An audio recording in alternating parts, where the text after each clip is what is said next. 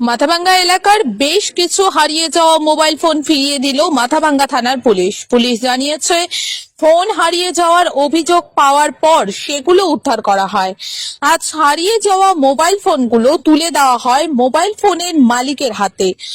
এদিন 23টি mobile phone মাথাভাঙ্গার বিভিন্ন এলাকার মানুষের হাতে তুলে দেয় মাথাভাঙ্গা থানার এসডিপিও সমরেন হালদার ও আইসি মাথাভাঙ্গা হেমন্ত শর্মা।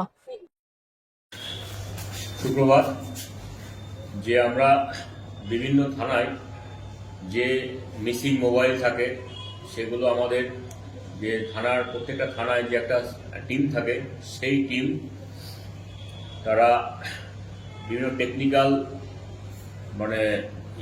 সাহায্য নিয়ে এই মোবাইলগুলো উদ্ধার করা গেছে। এগুলো সবই হারিয়ে যাওয়া মোবাইল।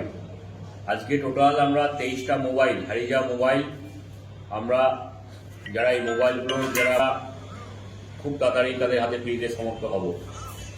আমি আজকের দিনে বেশি কিছু বলতে চাই না, যে এই মোবাইল কিন্তু খুব গুরুত্বপূর্ণ দিন আজকালকার দিনে, এই ডিজিটাল যুগে। সাবধানে ইউজ করবেন, কোনো ওটিপি না জেনে শুনে শেয়ার করবেন না। আর একটা জিনিস, ডিজিটাল অ্যারেস্ট।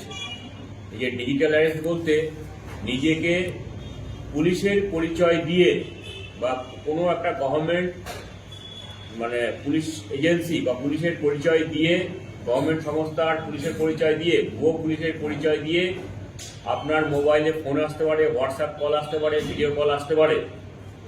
সেই কলের মাধ্যমে আপনাকে বিভিন্ন রকম ভয় দেখিয়ে আপনাকে অ্যারেস্টের ভয় দেখায় এবং আপনি সেই অ্যারেস্টের ভয় পেয়ে তখন কিছু ওরা টাকা চেয়ে বসে, অনলাইনে এই টাকাটা পেমেন্ট করতে হবে, না হলে আপনি অ্যারেস্ট হবেন।